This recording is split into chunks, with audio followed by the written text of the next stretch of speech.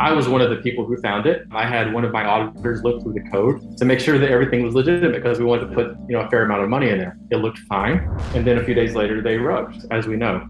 The unfortunate thing is that had I paid attention to Twitter a little more closely, I had some unread messages that were in spam from a couple of different people who were letting me know about these exploits, these vulnerabilities that were inside of the code that we had not caught, unfortunately. And they were saying, look, this stuff is exploitable. This is a vulnerable code. Like, this is likely to go the wrong way. And I just didn't see it. And so by the time I saw it, it was too late. And at that point, and it was early enough, and when the rug happened, that I said, okay, you know what? I'm going to chase these guys down and see if I can figure out something. So whenever I was a kid, actually, I got involved with this group called Cyber Army. That was essentially like a white hat group of ethical hackers. Via that, which I was very obsessed with actually as a young person, I learned a lot about exploits, about hacking and cracking and this sort of side of the world, but from a point of view of someone who is trying to just understand and then sort of to prevent these sorts of things from happening.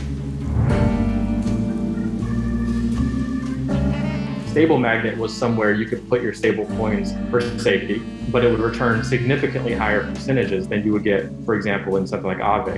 And so that's what people did. Very quickly, within a couple of days, about $25 million was put into stable magnet, and then they rugged.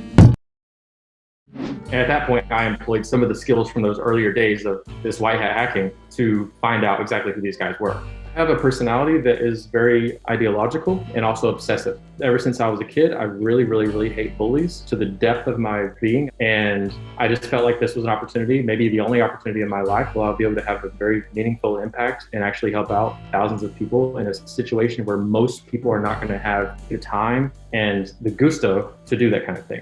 So once I found out who one person was, I was able to find their username. And then from finding their typically used username on the internet, I was able to find a GitHub account. And from that GitHub account, I was able to find other GitHub accounts they were connected to, trace those GitHub accounts back to other humans who were involved with those, find similarities in these humans, where they went to school, use those things to track down them on WeChat, WhatsApp, Signal, Telegram, Facebook, everywhere else, to find their girlfriends and their family, use that information to go to the official registrar in the State Department of the country to find out details about their property records. You can see it starts to expand pretty quickly once you have really just one small piece of information. So then I started to pursue them and tried to do so a little bit publicly so that they would give the money back. Never had the intention of getting in trouble, actually. I didn't want them to go to jail. I don't like the centralized forces to come into the decentralized world as much as we possibly can. But unfortunately, despite that, these guys were very hard-headed and they simply wouldn't give up. And so they fled. They left Hong Kong trying to escape. There's only so many places you can go from Hong Kong at that time because of the lockdowns. And one of the very few was the United Kingdom.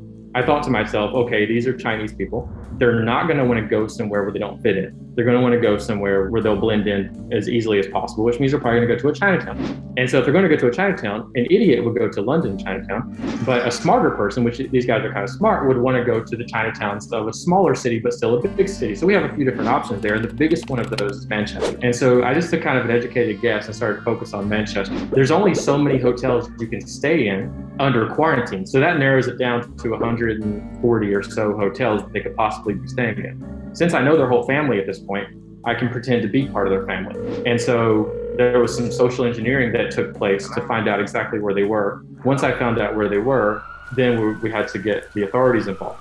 The authorities were, which is the Greater Manchester Police in this case, were actually quite adept with crypto stuff, surprisingly so. And they were very eager and interested and very helpful. Although I felt like at certain times they were going a little bit too slow because the quarantine period was getting really close to the end.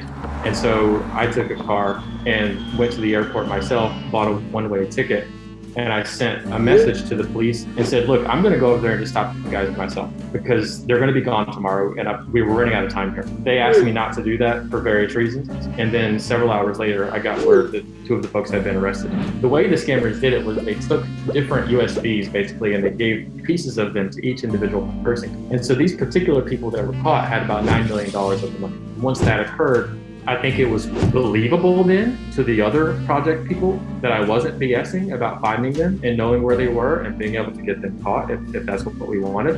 And then suddenly there was cooperation and the majority of the money came back. So, another really big reason that I did this is basically for it to be a proof of concept that other potential scammers can look at and say, maybe it's not a good idea to scam, at least on the Binance Smart Chain. because that's really where I was hanging out the most at that point and kind of still do. But really, if you look at sort of the history of the Binance Smart Chain, like the rug pulls, pre-stable magnet and post-stable magnet, it's big scam, big scam, big scam, big scam, and then none. There's just no big scams ever since stable magnet. I hope it had a chilling effect on scammers that they can go somewhere else maybe and do this stuff, but don't come in this neighborhood.